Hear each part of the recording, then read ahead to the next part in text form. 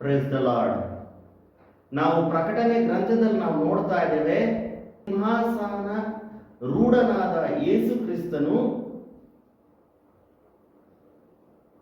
ಸಭೆಗೆ ಈ ರೀತಿಯಾಗಿ ಉತ್ತರಿಸುತ್ತಾರೆ, ನಿನ್ನ ಮೇಲೆ ತಪ್ಪು ಹೊರಿಸಬೇಕಾಗುತ್ತದೆ, ಏಕೆಂದರೆ ನೀನು ಪ್ರೀತಿಯಲ್ಲಿ ತಣ್ಣಗಾಗಿದ್ದಿ ಎಂಬುದಾಗಿ ನಾವು ವಾಕ್ಯದಲ್ಲಿ ನಾವು ನೋಡ್ತೇವೆ. ಪ್ರಕಟಣೆ ಗ್ರಂಥದಲ್ಲಿ ಅನೇಕ ಜನಗಳು, ಕ್ರೈಸ್ತ ಬಾಂಧವರು ಏನಾಗಿದ್ದಾರೆ ಈ ದಿನಗಳಲ್ಲಿ? ಪ್ರೀತಿಯಲ್ಲಿ ತಣ್ಣಗಾಗಿ ಹೋಗಿದ್ದಾರೆ. ಅಂದರೆ ಪ್ರೀತಿಸುವುದನ್ನು ಅವರು ಬಿಟ್ಟು ಬಿಟ್ಟಿದ್ದಾರೆ. ತಮ್ಮ ಮನೆ, ತಮ್ಮ ಮಕ್ಕಳು ಇವುಗಳೊಂದಿಗೆ ಅವರು ಜೀವನವನ್ನು ಸಾಗಿಸುತ್ತಿದ್ದಾರೆ. ಆದ್ದರಿಂದ ದೇವರು ನ್ಯಾಯ ವಿಚಾರಣೆಯಲ್ಲಿ ಅಂತಹ ಜನಗಳಿಗೆ ಏನು ಮಾಡ್ತಾರೆ? ದೇವರು ತಪ್ಪು ಹೊರಿಸುವವನಾಗಿದ್ದಾನೆ. ನಾವು ಇನ್ನೊಂದು ವಾಕ್ಯದಲ್ಲಿ ನಾವು ನೋಡ್ತೇವೆ, ನಾನು ಹಸಿದಿದ್ದೇನು, ನೀವು ಊಟವನ್ನು ಕೊಟ್ಟಿರಿ, ಬಟ್ಟೆ ಇಲ್ಲದೆ ಬಿದ್ದಿದ್ದೇನು, ನನಗೆ ಒದಿಸಿದ್ದೀರಿ, ನಾನು ದಿಕ್ಕಿಲ್ಲದವನಾಗಿದ್ದೇನು, ನನ್ನನ್ನು ಸೇರಿಸಿಕೊಂಡಿರಿ ಎಂಬುದಾಗಿ ನಾವು ವಾಕ್ಯದಲ್ಲಿ ನಾವು ನೋಡ್ತಾ ಇದ್ದೇವೆ.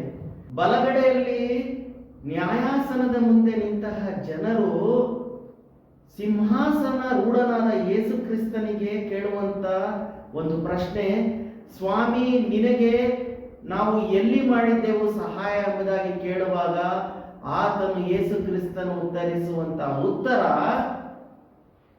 ನನ್ನ ಸಹೋದರನಿಗೆ ನೀವು ಏನೇನು ಮಾಡಿದ್ದೀರೋ ಅದು ನನಗೂ ಮಾಡಿದ ಹಾಗಾಯಿತು ಎಂಬುದಾಗಿ ದೇವರು ಉತ್ತರಿಸುವವನಾಗಿದ್ದಾನೆ. ನನ್ನ ಪ್ರೀತಿಯ ಸಹೋದರ ಸಹೋದರಿಯರೇ, ದೇವರು ಲೆಕ್ಕವನ್ನು ಕೇಳುವವನಾಗಿದ್ದಾನೆ. ಬರೀ ನಾವು ಬಾಯಿ ಮಾತುಗಳಿಂದ ಬಡವರನ್ನು, ಸಹಾಯ ಕೇಳಿ ಬರುವವರನ್ನು ತೃಪ್ತಿಪಡಿಸಲು ಸಾಧ್ಯವಿಲ್ಲ. ನಮ್ಮ ಕೈಯಲ್ಲಾದಂತಹ ಸಹಾಯವನ್ನು ನಾವು ಅವರಿಗೆ ಕೊಡಬೇಕಾಗಿದೆ. ಅದನ್ನು ನಾವು ಮಾಡ್ತಾ ಇದ್ದೇವ? ಈ ಒಂದು ಪಾವನ ದಿನಗಳಲ್ಲಿ ನಾವು ನಮ್ಮನ್ನು ನಾವು ಪರೀಕ್ಷೆ ಮಾಡಿಕೊಳ್ಳುವ. ಅನೇಕರಿಗೆ ನಾವು ಬಡವರಿಗೆ ನಿಂದಿಸಿದ್ದೇವೆ, ಅನೇಕ ಬಡವರನ್ನು ತಾತ್ಸಾರ ಮಾಡಿದ್ದೇವೆ, ಅನೇಕ ಬಡವರನ್ನು ಹೀಯಾಳಿಸಿದ್ದೇವೆ. ಇದು ದೇವರು ಒಪ್ಪುವವನಲ್ಲ ಪ್ರಿಯರೇ. ದೇವರು ಬಡವನಾಗಿ ಬಡವರ ಮಧ್ಯದಲ್ಲಿದ್ದು ಬಡವರನ್ನು ಆಶೀರ್ವದಿಸಿದಂತ ನಮ್ಮ ದೇವರಾಗಿದ್ದಾನೆ. ಆ ನ್ಯಾಯಾಸನದ ಮುಂದೆ ತೀರ್ಪಿನಲ್ಲಿ ಆತನು ತನ್ನ ಸಾಕ್ಷಿಯನ್ನು ಹೇಳುವವನಾಗಿದ್ದಾನೆ. ನನ್ನ ಸಹೋದರರಿಗೆ ನೀವು ಏನೇನು ಮಾಡಿದ್ದೀರೋ ಅದನ್ನು ನನಗೂ ಮಾಡಿದ ಹಾಗಾಯಿತು ಎಂಬುದಾಗಿ ವಾಕ್ಯದಲ್ಲಿ ನಾವು ನೋಡ್ತಾ ಇದ್ದೇವೆ. ಅಂತಹ ಸಹಾಯಗಳನ್ನು ನಾವು ಮಾಡಿದ್ದೇವ ಪ್ರಿಯರೇ? ಒಳ್ಳೆಯದನ್ನು ಮಾಡಿದ್ದೇವ ನಮ್ಮ ಪ್ರಿಯರಿಗೆ?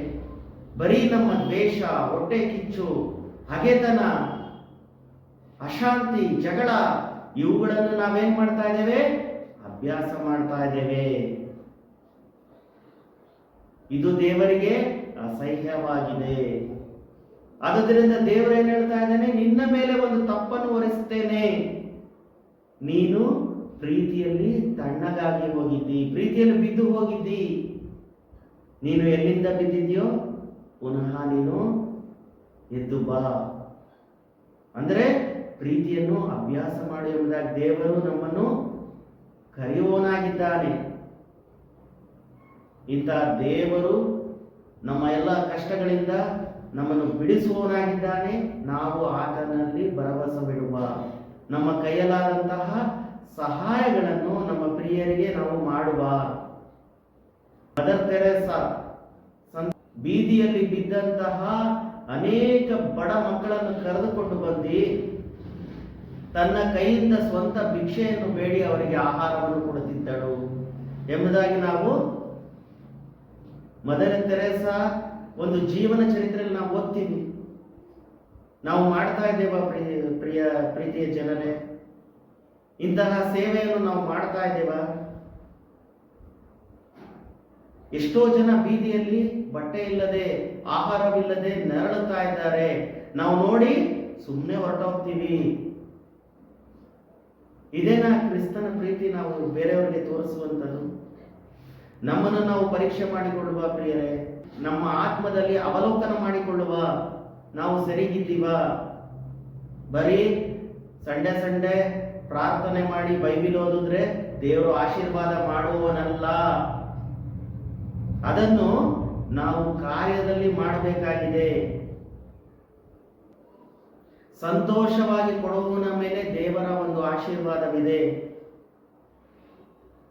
ನಾವು ಬಡವರನ್ನು ತಿರಸ್ಕರಿಸುವುದು ಬೇಡ, ಬದಲಾಗಿ ಬಡವರಿಗೆ ಸಹಾಯದ ಒಂದು ಹಸ್ತವನ್ನು ನಾವು ಚಾಚುವ. ನಾವು ಅನೇಕ ಬೀದಿಗಳಲ್ಲಿ ನಾವು ನೋಡ್ತಾ ಇದ್ದೇವೆ, ಪಾಪ ಬಡವರು ಏನಾದರೂ ಒಂದು ವಸ್ತುವನ್ನು ಮಾರುವುದಕ್ಕೆ ತಂದಿರ್ತಾರೆ, ಒಂದು ಹಣ್ಣಾಗ್ಲಿ ಇದಾಗ್ಲಿ, ಅವರ ಹತ್ರ ನಾವು ಚೌಕಾಸಿ ಮಾಡ್ತಾ ಇದ್ದೇವೆ. ಚೌಕಾಸಿ ಮಾಡಿ ಕಮ್ಮಿ ಕೊಟ್ಟು ನಾವು ಖರೀದಿ ಮಾಡ್ತಾ ಇದ್ದೇವೆ. ಮೊದಲೇ ಅವರು ಬಡವರು, ಅವರಲ್ಲಿ ನಾವು ಚೌಕಾಸಿ ಮಾಡ್ತಾ ಇದ್ದೇವೆ. ಆದ್ರೆ ನಾವು ಹೋಟ್ಲುಗಳಿಗೆ ಹೋದಾಗ ಒಂದು ಮಸಾಲೆ ದೋಸೆ 110 ರೂಪಾಯಿ ಇದ್ರೂ ನಾವು ಕೊಟ್ಟು ಸುಮ್ಮನೆ ಬರ್ತಾ ಇದ್ದೇವೆ. ಒಂದು ಪ್ರತ್ಯುತ್ತರ, ಒಂದು ಚೌಕಾಸಿನ ನಾವು ಮಾಡ್ತಾ ಇಲ್ಲ. ದೇವರು ನಮ್ಮೆಲ್ಲರನ್ನು ದೇವರು ನೋಡ್ತಾ ಇದ್ದಾನೆ. ಪ್ರೀತಿಯ ದೇವಜನರೇ, ನಾವು ಸಹಾಯ ಮಾಡುವವರಾಗುವ.